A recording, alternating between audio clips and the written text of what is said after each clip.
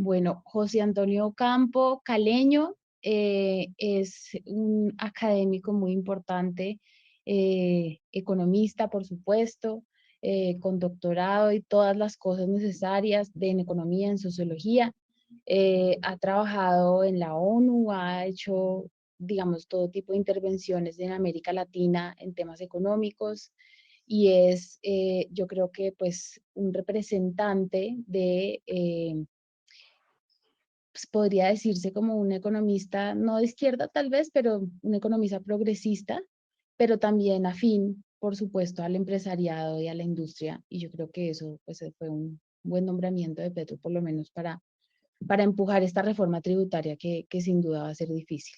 Entonces, con ustedes, la entrevista que ya hicimos, está el ministro José Antonio Campo.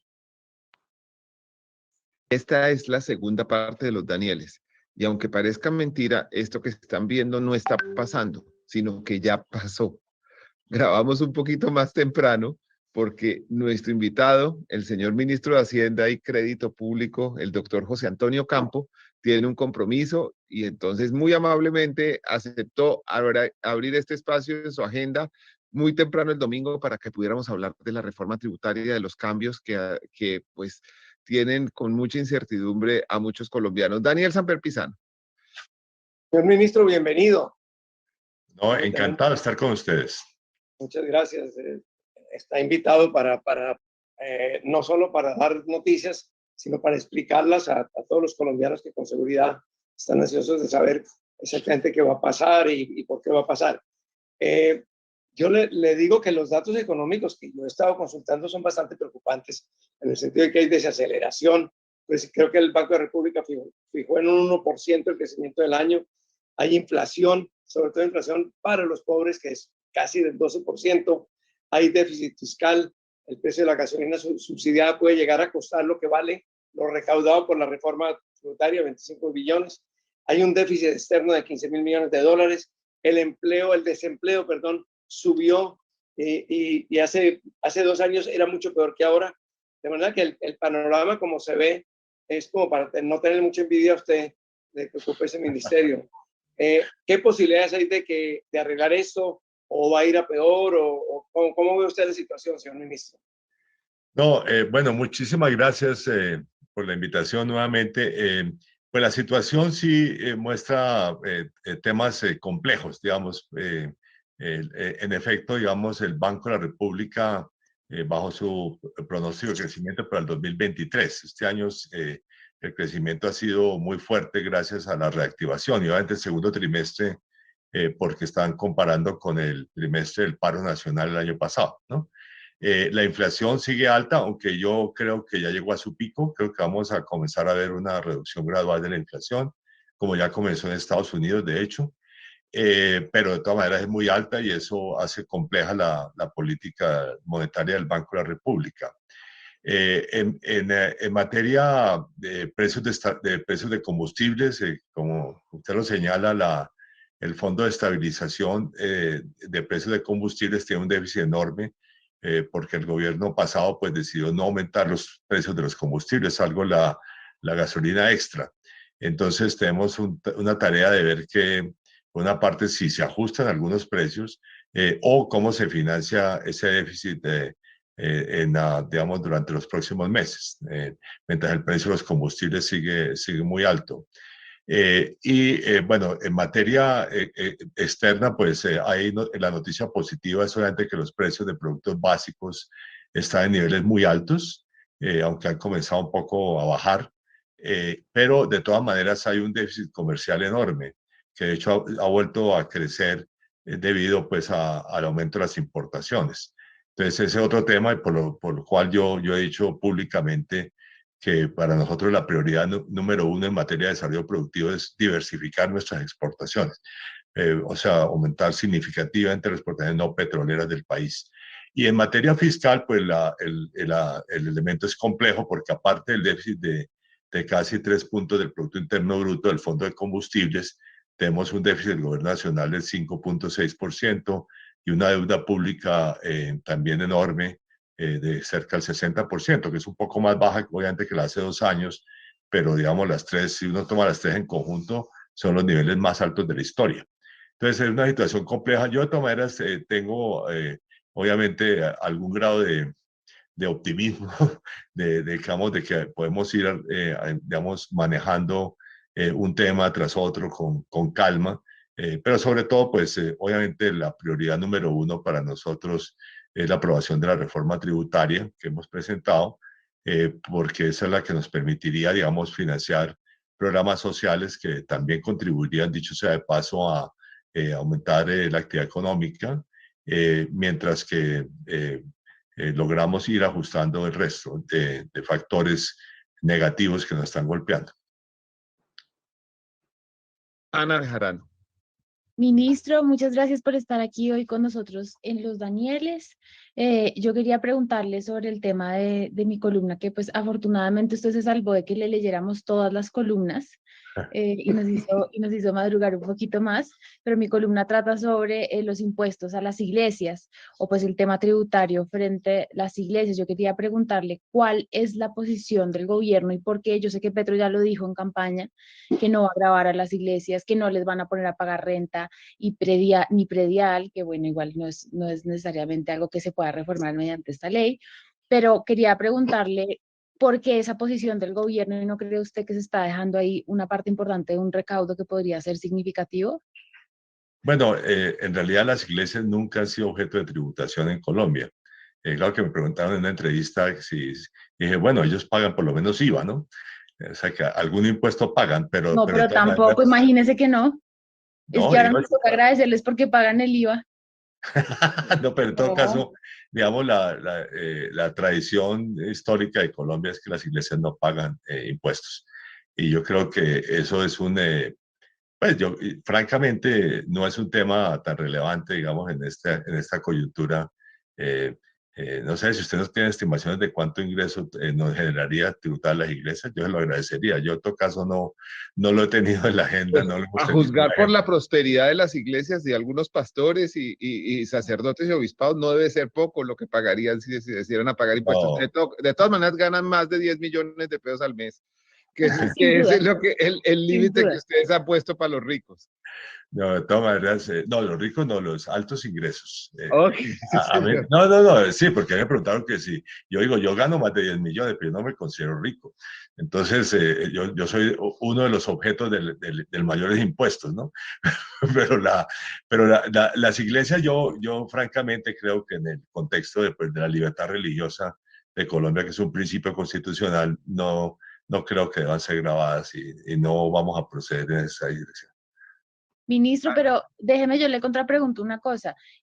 Digamos, decir que porque en la historia nunca se ha reconocido, entonces no tendríamos el voto a las mujeres. Ese argumento sí no puede ser. Y lo otro es, en muchos países del mundo hay formas en que las iglesias tributan, especialmente cuando no se comportan como iglesias. Es decir, los lugares de culto, yo estoy de acuerdo que no deberían pagar impuestos, pero hay muchas otras, o sea, una cantidad de predios que tienen estas iglesias de patrimonio líquido y de riqueza que tienen los líderes religiosos, frente a lo cual estamos diciendo, no, es que la libertad religiosa y el Estado laico también es otro principio que tenemos que recordar, porque estamos nosotros, las personas que no creemos, financiando el mito de los que sí creen.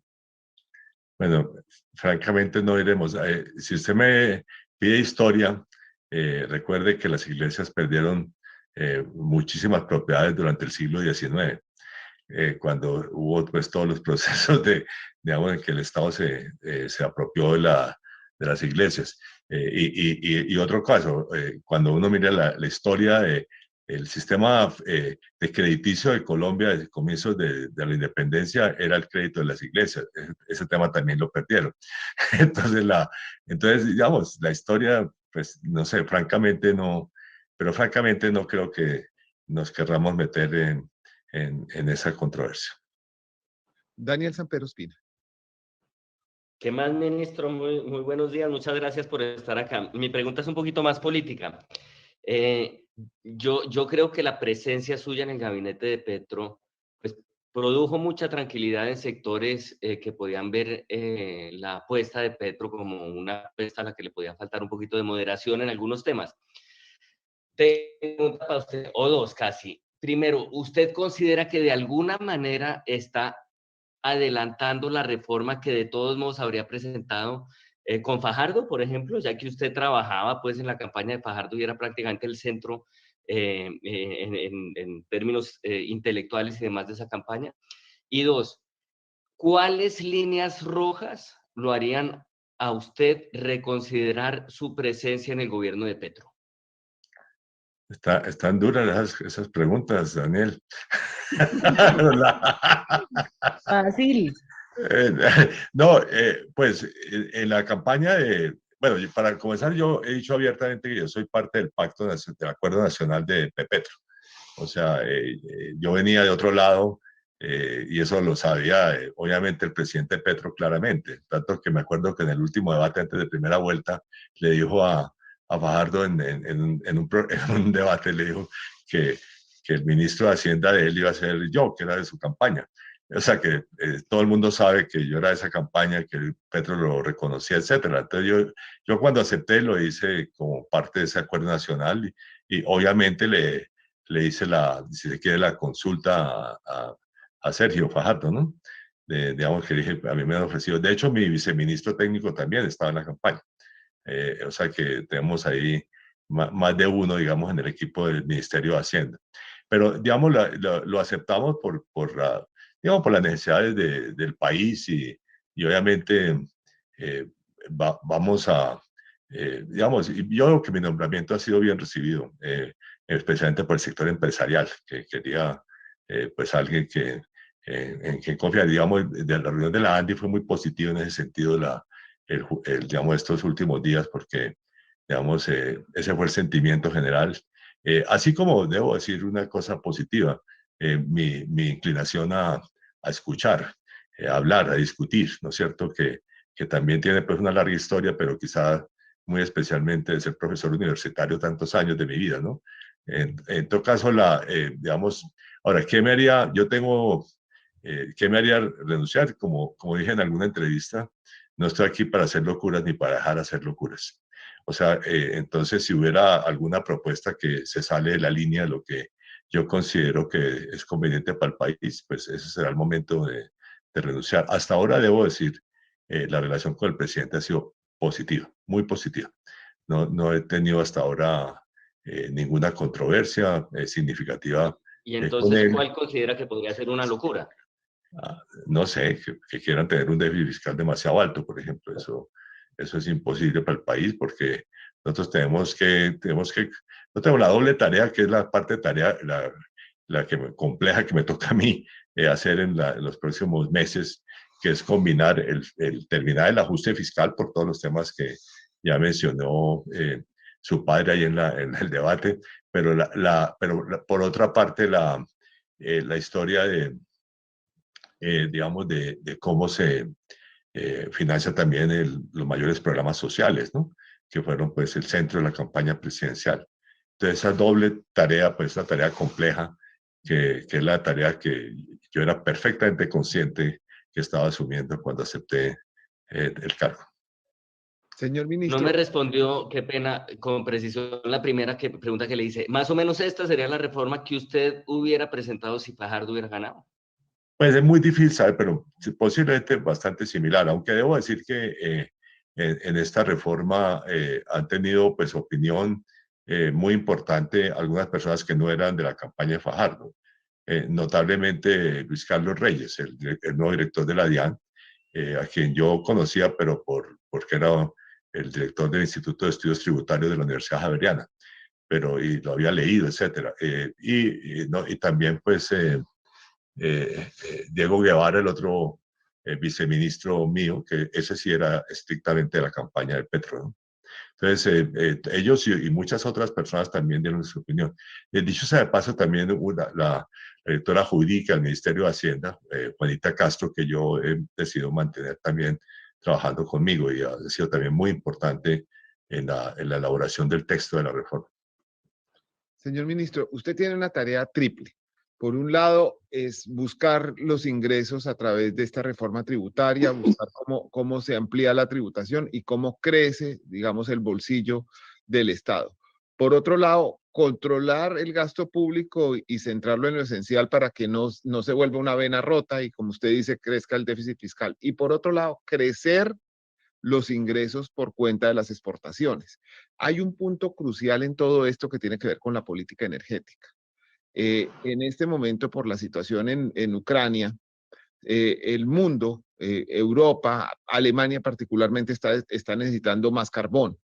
El gas colombiano puede abrir oportunidades tanto para el consumo interno como para exportación. Y sin embargo, vemos desde el Ministerio de Minas unas afirmaciones que han preocupado a mucha gente, porque hablan de, si necesitamos gas, lo podemos comprar a Venezuela, lo cual es renunciar, digamos, a la soberanía energética y además confiarla a un gobierno que, perdóneme, de lo único que no ha dado muestras es de responsabilidad económica ni fiscal con su propio país. Entonces, ¿usted qué piensa cuando oye estas cosas? ¿Qué hay que hacer con el tema del gas, el carbón, con las oportunidades que hay, a pesar de que el largo plazo debe tender a una política energética distinta? Sí, yo incluso le agrego dos temas. Cuando yo hablo de estos temas públicamente, yo creo que hay 3 transiciones. Hay la transición energética, de ella ahorita detallaré. Hay la transición exportadora, porque el petróleo es el 40% de nuestras exportaciones. O sea, nosotros no podemos reducir drásticamente la producción de petróleo, por lo tanto no podemos reducir la producción de petróleo, porque eso nos generaría un problema de divisas, ¿no? De disponibilidad de divisas que sería importante. Y es la transición fiscal, porque el petróleo también contribuye significativamente a las finanzas públicas, incluso el carbón. Aunque sobre ellos precisamente en la reforma tributaria hemos propuesto un impuesto a las exportaciones de petróleo y carbón precisamente para ayudar a financiar el gasto público o si se quiere para capturar una parte pequeña del auge internacional de precios que están teniendo ambos productos, ¿no? En fin, son las tres transiciones. La segunda y la tercera no se pueden ignorar en la política de petróleo. Ahora, en la primera hay dos, bueno, para comenzar hay buenas noticias, porque ha habido 2 descubrimientos de gas recientes de Colombia, pero digamos el problema más importante es y que yo de hecho, creo que en mi primera reunión con el presidente Petro le dije abiertamente, nosotros necesitamos más gas. O sea, y antes de que se hicieran públicos estos descubrimientos. O sea, Colombia, porque en materia de petróleo tenemos, qué sé yo, reservas para 6 años de producción, pero en gas teníamos 3 años solamente. Entonces, descubrir gas y seguir buscando gas es una prioridad para Colombia. Yo estoy totalmente de acuerdo con usted que depender de Venezuela, del abastecimiento de Venezuela no es una buena idea. Pues así se lo haré conocer a la ministra de Minas, ¿no? Pero, digamos, nosotros tenemos que descubrir más gas y tenemos que seguir buscando, afortunadamente, como 180 contratos firmados, de exploración firmados, que precisamente estamos haciendo el balance para ver qué garantía de suficiencia nos dan para cumplir los 3 objetivos, las 3 transiciones. Incluso yo creo que la transición de generación eléctrica es la más fácil de todas. Yo creo que esa incluso se puede terminar este gobierno, porque, digamos, nosotros tenemos, energía hidráulica en una proporción mayoritaria y tenemos un éxito relativo en energía solar y energía eólica.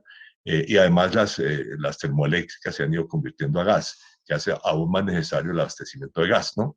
Entonces, que digamos que ahora los europeos ya lo encuentran entre las energías limpias. Y además hay bastante avance en lo que es producción de hidrógeno, que es otro elemento también limpio, hidrógeno verde, como se le llama ahora en los debates, digamos, que ayudaría. Entonces, la transición, por ese lado, es la más fácil de todas. Es mucho más fácil incluso en el sector energético la transición del parque automotor, que es un tema que, digamos, para hacer un parque automotor que sea más limpio, ¿no? Ese es un tema adicional que tendremos que ver cómo se enfrenta, digamos, porque es un proceso obviamente gradual y Colombia tiene que ser el centro de ese proceso de transición, pero importante.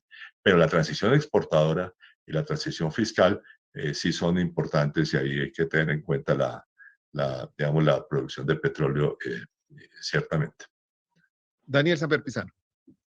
Señor ministro, un punto concreto en el que confluyen distintas fuerzas es concretamente el impuesto, sí o el impuesto no, a las bebidas dulcificadas o preparadas con ultraprocesados y sobre todo con azúcares. Muchos sectores del área de consumidores y padres de familia, aquí hemos tenido a la directora de la Red Papás, estaban muy contentos cuando se anunció que en la reforma fiscal habría un impuesto para este tipo de productos, ultraprocesados, comida, la famosa comida chatarra y bebidas azucaradas. ¿Por qué? Básicamente no por razones fiscales, y así lo dijo el gobierno, creo que usted mismo lo dijo, sino por razones de salud. Es decir, estas bebidas y esta comida chatarra son de muy mala recomendación para la salud de los niños de ahora, que dentro de 20, 40 años van a ser los enfermos de diabetes, de cáncer, etcétera, muchos de los cuales tendrán que ser sostenidos por la Seguridad Social. Muy bien, después de que eso se había anunciado así, parece que la reunión con la ANDI soltó los perros de la ANDI a tratar de tumbar la medida. Sin embargo, me escriben varias personas vinculadas a organizaciones de estas de consumidores y de padres e hijos, que la Organización Mundial de la Salud determina una sobretasa de entre el 20 y el 24% como desestímulo absoluto para que las personas consuman esta clase de productos y más bien se pasen en los que no les hacen daño.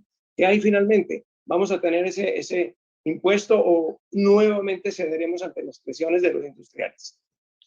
Bueno, Daniel, te voy a nombrar jefe de comunicaciones de ese tema del Ministerio de Hacienda. Acepto. Pero me pagan menos de 10 millones para no empobrecerme.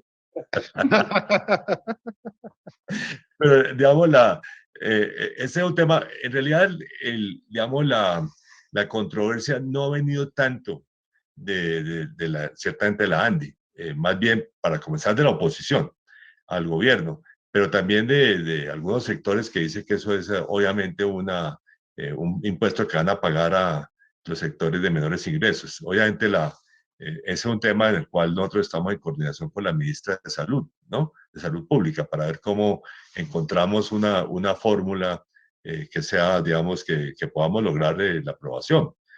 Ahora, como yo he dicho públicamente, este no es un impuesto para, como digo, en este y el impuesto para plásticos de un solo uso, como digo yo, el mejor resultado es que no tengamos ni un centavo de ingresos.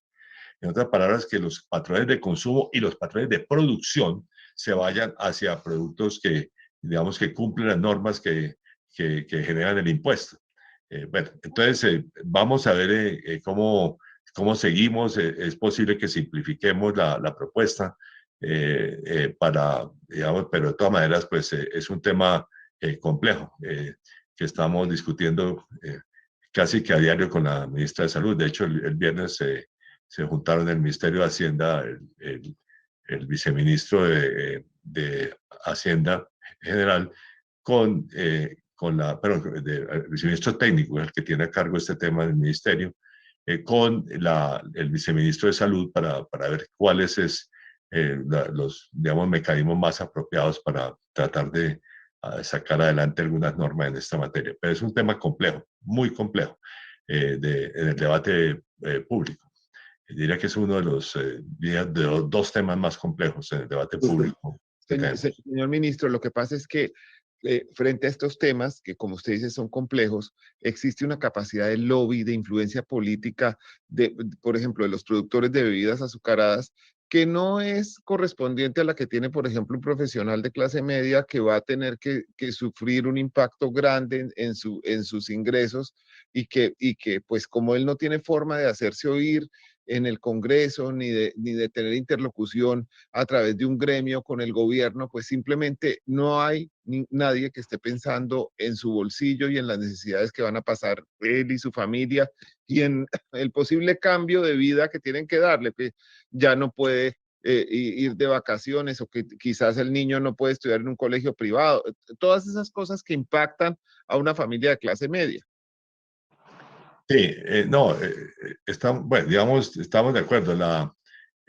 Precisamente, pues, este es como uno de esos, además, este impuesto, estrictamente hablando, también impacta a clases más pobres, ¿no? Sí. O sea, sectores pobres de la población, sin duda alguna en el corto plazo, ¿no? Entonces, por eso, ahora, debo decir que el debate, para que quede claridad, no ha venido tanto de los productores de bebidas gaseosas, como, digamos, el debate de que le estamos poniendo impuestos al salchichón, al chorizo, digamos, bueno, la gaseosa que compran con digamos, con alguna Digamos, el comida. lobby viene de Fenalco, de los tenderos y todo, pero al final del día, usted conoce a sus primos, usted sabe de dónde vienen esos tenderos y de dónde viene todo eso representa, es la voz de la gente más poderosa del país. Bueno, no sé, curiosamente, Fenalco no ha salido abiertamente a criticar este impuesto. Tampoco, digamos, realmente ha venido mucho más de una opinión difusa y tal vez los amigos de aquí, Daniel Samper Pizano, deberían de pronto salir públicamente digamos, a defender, porque no he visto quién defiende este impuesto. fuera del gobierno. Invítelos, ministro, invítelos, así como va a la reunión de la ANDI, haga una reunión con los consumidores y con los padres de familia que tienen representación. Pero Y tiene razón. Una cosa importante subrayar, es verdad que los que toman bebidas azucaradas, sobre todo es el pueblo colombiano, que le han vendido la idea de que eso es bueno, pero es que esas bebidas azucaradas sí pueden tener una bebida distinta por la cual no van a pagar impuestos, no así la gasolina. La gasolina, el que la consume, la paga. Pero las bebidas azucaradas se pueden reemplazar por bebidas no azucaradas. Hay que estimular que no tengan impuestos estas bebidas y que los tengan los otros, porque sí hay reemplazo. No es que se van a morir de sed los pobres colombianos, no se mueren de sed. Se van a morir de gordura, de obesidad y de enfermedades. Sí, no, es correcto. Digamos, un tema del cual hemos hablado con la ministra de Salud es que en el caso de los alimentos, ciertamente hagamos una norma sobre alimentos con contenido de azúcar, ¿no? Y de pronto no meternos con los otros por ahora, ¿no? Pero debo decir, esta norma está aprobada por varios países, o sea, no estamos aquí inventando algo que sea absolutamente novedoso. Digamos, México tiene esa norma y México tiene un país de baja tasa de tributación, dicho sea de paso, ¿no? Incluso inferior a la nuestra. O sea que,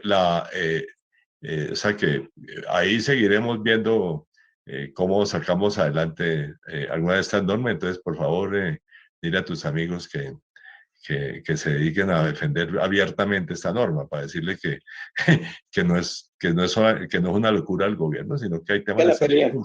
Que la peleen, de acuerdo. De acuerdo.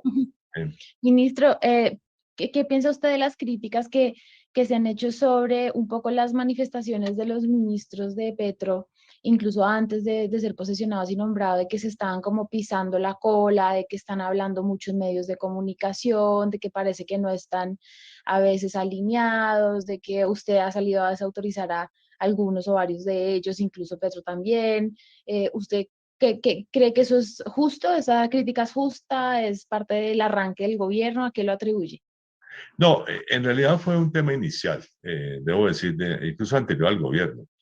Digamos, la principal fue en la reunión que tuvimos con los parlamentarios del Pacto Histórico, que hablamos todos los ministros ya designados entonces, y ahí hubo unas propuestas que, digamos, que no considerábamos totalmente apropiadas, ¿no?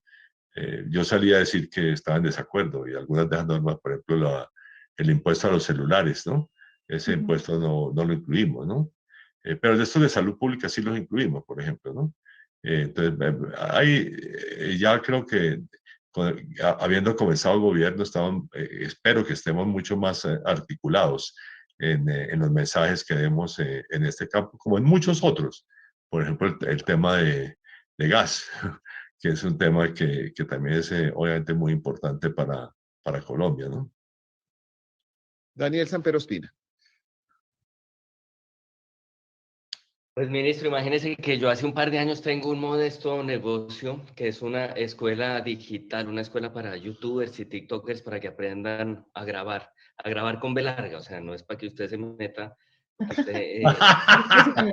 No se emocione.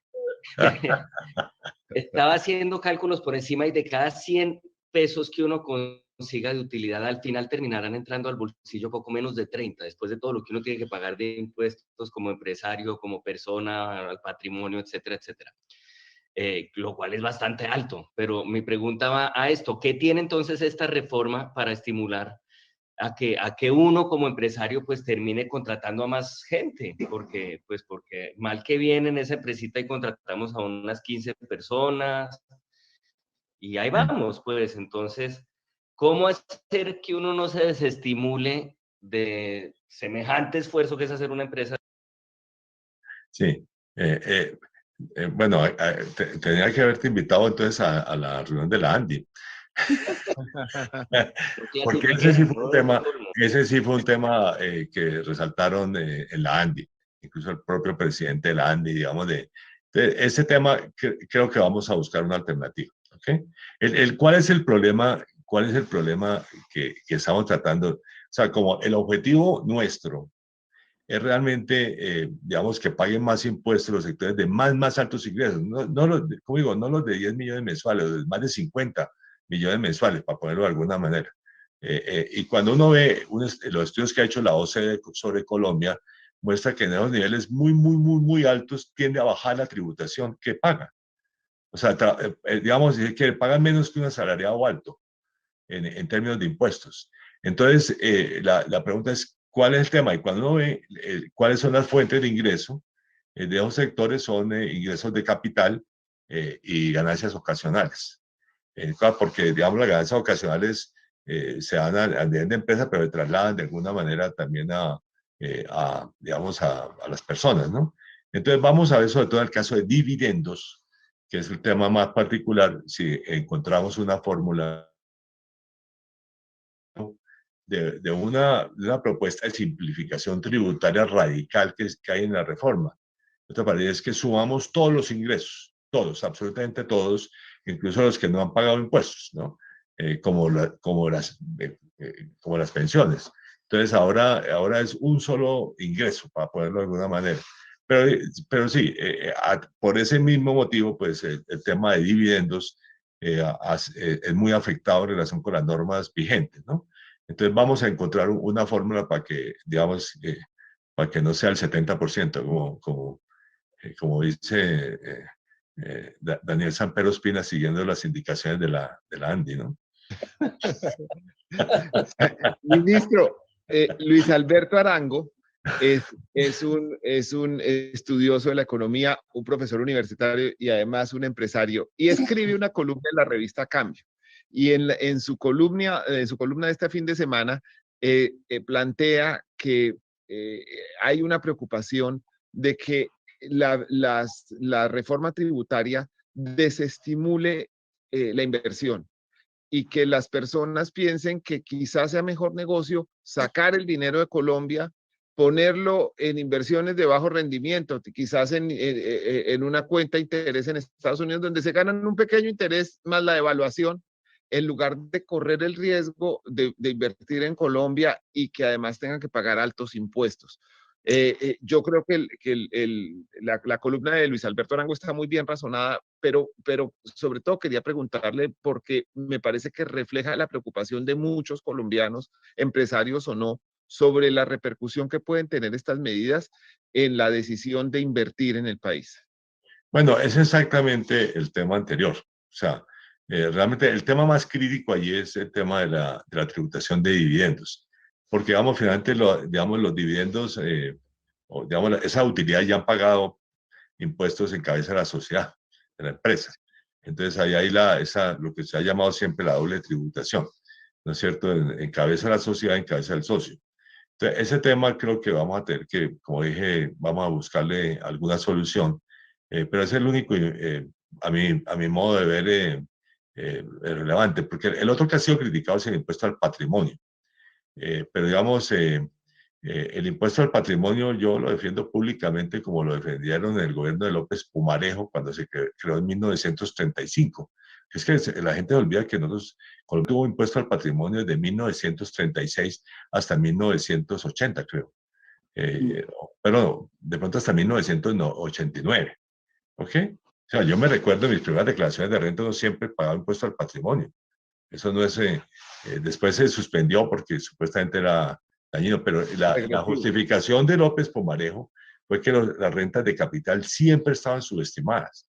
Entonces, que esta era una forma de complementar la tributación a los ingresos con, digamos, para captar parte de los beneficios de la renta de capital. Y debo decir, es también muy positivo desde el punto de vista de lo que ahora se llama digamos, por ejemplo, las tierras improductivas, ¿no es cierto? Digamos, sí, las tierras improductivas deben pagar impuestos de predial y ese de patrimonio. Pero bueno, pero además el impuesto es muy pequeño, es el 1% máximo. Yo debo decir, 1%, digamos, si la rentabilidad de un negocio no es bastante más del 1%, lo que pasa es que es un pésimo negocio, pero debe ser bastante Me más dan casos, ¿no? O sea, hay muchas personas que tienen la maldición de recibir una herencia en este momento, que reciben, por ejemplo, una finca que tiene un valor afectivo y familiar, pero que no produce nada en últimas y que no es fácil venderla y en cambio si le cobran el 1% anual, pues es una carga considerable para esas personas. Sí, puede haber casos, pero en general, porque incluso los que tienen, incluso eso, en ese caso, digamos, le dicen, yo tengo una vivienda, bueno, para comenzar para vivienda vamos a poner una exención de 550 millones de pesos, ¿no? Entonces se excluyen del patrimonio. Pero eso es una casa de clase media o menos, ¿no? Clase baja. Pero digamos, incluso digamos, esas fincas o incluso las viviendas, propiedad raíz que tengan en otras partes, digamos, tienen la valorización de la inflación. ¿Okay? O sea, que no es, que es más del 1% siempre en Colombia. Entonces, digamos, no es cero rentabilidad, digamos, digamos, es algo, digamos, de beneficio tienen por esas propiedades. En fin, pero ahí puede haber algunas personas afectadas, eso tiene razón, pero es que si no incluimos todo eso, pues no capturamos realmente las rentas más altas de Colombia, que ese es el tema fundamental. Daniel Samper Pizarro. Ministro, cuando César Rincón tuvo un año de extraordinario, varios años de extraordinarios triunfos en España, solía decir, normalmente en las corridas de toros de varios matadores, son 2 toros para cada matador, yo solía decir, bueno, yo acabo ya de torear mi toro y ahora me sale el de Hacienda. Lo que quería decir es que la mitad de lo que él recababa por sus corridas había que entregárselo a Hacienda. Eso entiendo que en España era un puntaje muy alto para ingresos muy elevados también. No sé cómo será en el resto de Europa, pero yo le preguntaría, si en este momento alguien estuviera en una situación parecida a la de César Rincón en Colombia, ¿cuánto estaría dándole a Hacienda? ¿Y en cuánto aspiran ustedes que quede? Bueno, la tasa más alta en Colombia es 39%, más baja que la de España. Entonces, y más baja que todas las europeas, yo creo. Más aún, yo he dicho públicamente, yo pago impuestos en Estados Unidos y en Colombia. Yo pago más impuestos en Estados Unidos que en Colombia. O sea, a mí que no me digan, pues, que no me vengan a decir que en Colombia se pagan demasiados impuestos. Para eso, nuevamente, les invito a que sus amigos españoles nos digan aquí abiertamente a los colombianos que allá se pagan más impuestos. Espero que el tema de Shakira, por lo menos que se ha renovado, ha sido el tema reciente de los debates, digamos, haga consciente de que en Europa se pagan impuestos, muchos más altos que en Colombia. ¿No es cierto? Que es un tema, como digo, y en Estados Unidos también obviamente hay estados que no tienen impuestos a la renta, o ciudades que no tienen. Yo vengo viviendo varios años en una ciudad en la cual no paga impuesto a la renta al gobierno de Estados Unidos, al estado de Nueva York y a la ciudad de Nueva York. Y los 3 conjuntos son bastante más de lo que es mi tasa de tributación en Colombia. Ministro, pero eso que usted dice es muy interesante y es que en esos lugares la gente paga muchos impuestos y tal vez lo hace con gusto porque se ven, porque la gente tiene acceso a salud, porque hay calles, porque hay servicio público. Es decir, ¿cuál también es el relato que ustedes se cuentan para decir, vamos a pedir más impuestos porque se necesita, porque hay déficit, porque hay que hacer inversión social, pero ¿a dónde va para realmente ese dinero? Es decir, ¿cómo también contener que es que cuánta plata se pierde al año en corrupción en Colombia, cuántas cosas se dejan hacer por eso. A veces tal vez no sería ni siquiera de que necesitamos más plata, sino que la que hay se invierta adecuadamente, ¿o no? Bueno, para comenzar es también que podamos controlar la corrupción y que podamos controlar la evasión tributaria, que es una forma de robo al Estado. A mí cuando yo fui el primer ministro de Hacienda, cuando fui ministro del presidente Ernesto Samper, que se me ocurrió proponer cárcel para los evasores, como es en todo el mundo, digamos. Todo país desarrollado tiene cárcel para evasores. Aquí no había cárcel para evasores. Yo le dije, pues, perdón, si uno le roba al vecino, lo meten a la cárcel. Si le roba al Estado, no lo meten a la cárcel. Mm. Ese es el tema de, digamos, de fondo. Entonces, afortunadamente ese día ya entró el debate público. El tema de la evasión es un tema complicado, como, digamos, las estimaciones de evasión en Colombia son entre 50 y 80 billones. Desafortunadamente no hay estimaciones de cuánta plata se pierde por corrupción. De hecho, yo le pedía a los amigos que trabajan en corrupción si me decían alguna cifra, y desafortunadamente no hay ninguna cifra concreta, pero seguro que es mucha plata la que se pierde por corrupción. Ahora, hay que mejorar los servicios públicos. Ahora, en el sentido positivo, Ana, digamos, uno dice, bueno, ha habido demasiadas reformas tributarias desde la Constitución del 91, casi, no sé, dos por gobierno, algo así. En todo caso, cuando uno suma todo eso, hay una cosa positiva. En Colombia ha aumentado el acceso a servicios de salud, a vivienda social. Ha habido varios programas para gente pobre que han aumentado. Hoy en día hay problemas con el acceso a un sector de la calidad, por ejemplo, de salud que recibe una persona pobre, pero todos los colombianos tienen seguro de salud en Colombia ya. Eso fue una de las conquistas y también en educación, la ampliación de la matrícula. Claro, hay uno decir, bueno, hay problemas de calidad también en la educación que reciben los sectores de bajos ingresos, pero, o sea, la ampliación digamos, de cobertura educativa. Y los programas de vivienda social también han generado una cantidad, tal vez menos en el campo que en las ciudades, pero también hay programas de, bueno, y acceso, también hay problemas todavía en acceso a agua potable, qué sé yo, en varias ciudades, pero todos esos servicios se han ampliado significativamente. Por eso, digamos, cuando yo era director también de planeación primero dijimos, de Ernesto Samper, en el plan de desarrollo se llamó el salto social, porque realmente ahí comenzó el salto social. O sea, todas estas coberturas. Entonces, la plata sí se ha utilizado para algunos propósitos productivos. Ahora, curiosamente, y es la cosa que se ignora tradicionalmente en Colombia, los recaudos tributarios de Colombia como porcentaje de la economía, el Producto Interno Bruto de la economía, son inferiores incluso al promedio de América Latina.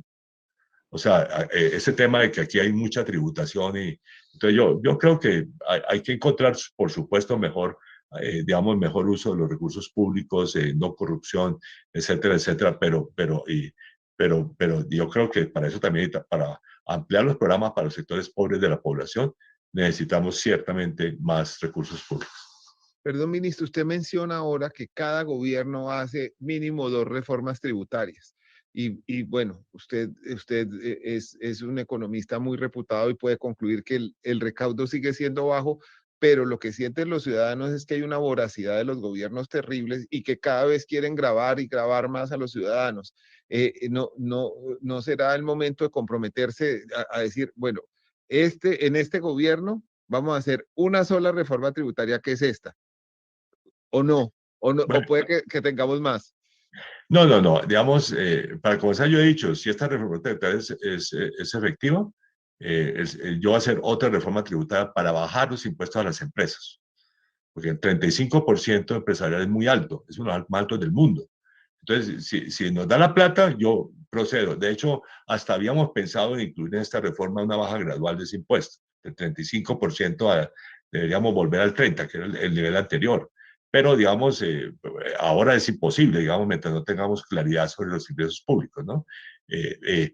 O sea, que esa es la otra reforma que yo he prometido, a bajar impuestos. Entonces por lo menos vamos a tener 2 reformas tributarias. Uno sabe las reformas cómo entran al Congreso, pero no sabe cómo salen. Usted dice ahorita que es para bajar impuestos, pero eso siempre termina cobrándonos un poco más. Bueno, eso veremos. Perdón, hay otra cosa que sí vamos a presentar y que he estado hablando con gobernadores y alcaldes.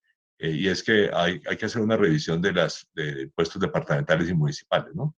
Porque es un tema, hay un impuesto sobre todo, bueno, hay dos problemas serios de hecho, o sea, es ridículo, pero así como ha habido tantas reformas para impuestos nacionales, para impuestos departamentales y municipales, la última reforma importante viene del gobierno de Belisario Betancur.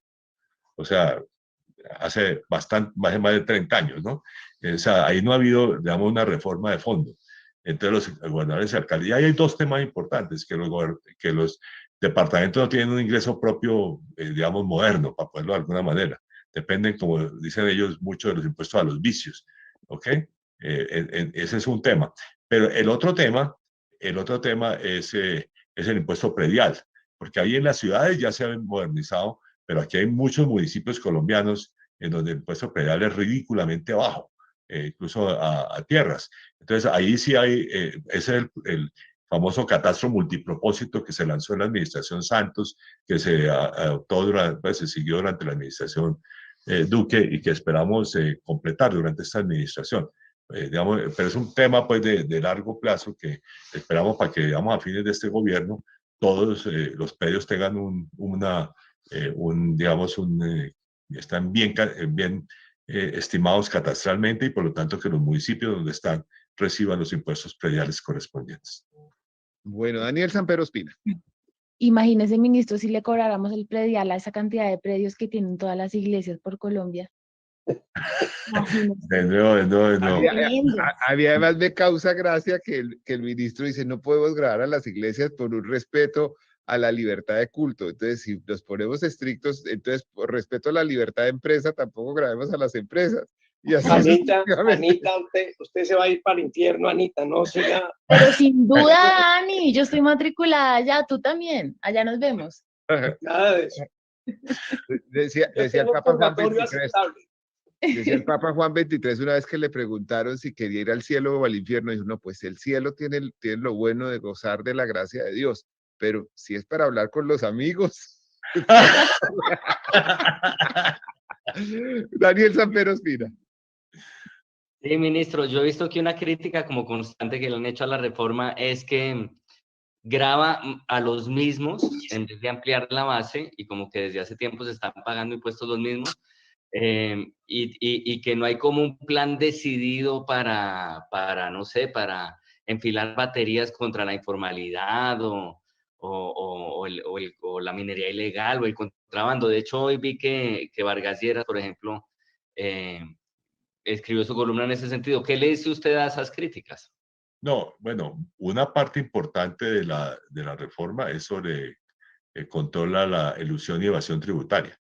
Es uno de los elementos fundamentales de la reforma y más aún vamos a proponer unas cláusulas penales adicionales, lo que pasa es que no las pudimos incluir en el proyecto, pero porque tienen que ser consultadas con un consejo de política criminal. Entonces ya las estamos enviando a ese consejo para que le dé su visto bueno y puedan ser incluidas en el debate de la reforma tributaria.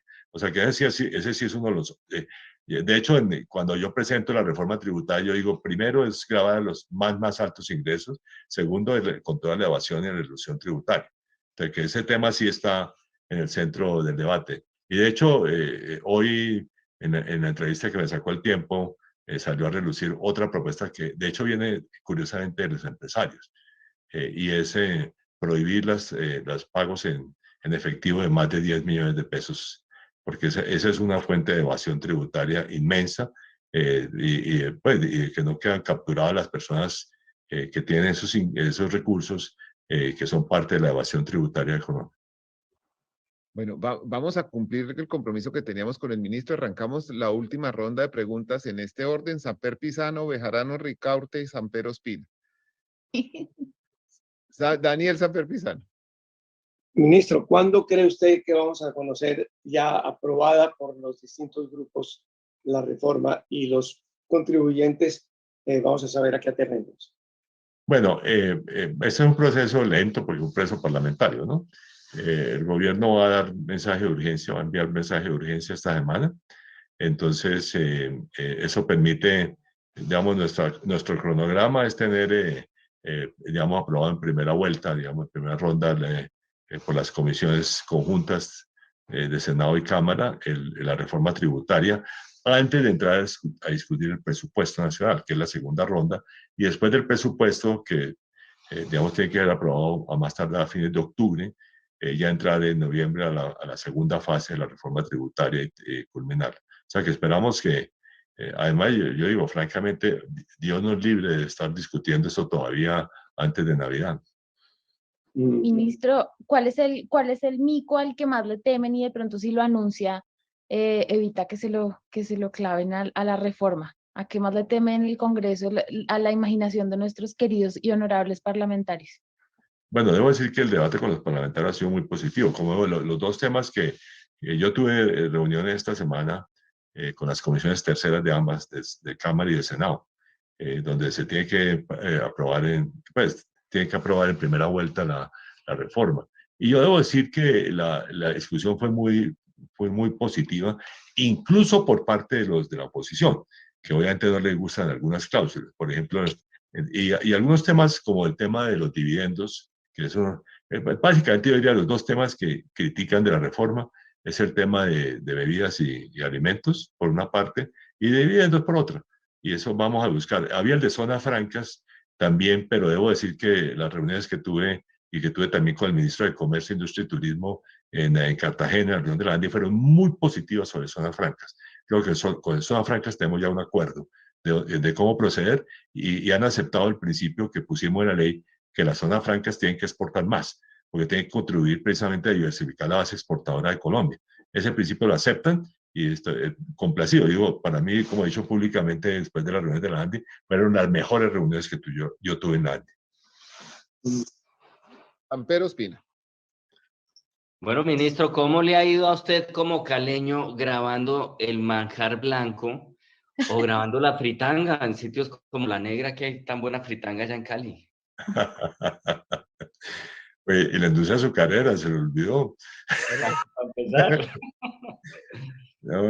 No, yo tengo principios, no tengo, mi base regional es importante, la quiero inmensamente y me gusta bailar salsa y creo que bailo bien salsa, pero los impuestos son los impuestos. Señor ministro, quiero agradecerle mucho este tiempo que le ha dedicado a los Danieles. Ha sido una muy interesante conversación con usted y además agradecerle que usted hace el esfuerzo porque estos temas que son técnicos sean comprensibles para la gente del común que está muy preocupada, que tiene mucha incertidumbre frente a lo que será el futuro con esta reforma tributaria, que ya nos dijo que no va a ser la última. Entonces, ¿van a ser dos nomás? No, espero que, como digo, la segunda era para bajar impuestos, no para subirlos. Entonces, creo que esa será bienvenido, ¿no? Muchísimas gracias al señor ministro de Hacienda, José Antonio Campo. Debería ser el final de los Danieles si logramos que técnicamente subirlo inmediatamente después de la conversación de las columnas, porque como les conté, lo estamos grabando un poquito más temprano que la hora en que salimos al aire por compromisos del señor ministro José Antonio Campo, a quien le agradecemos mucho haber estado con nosotros.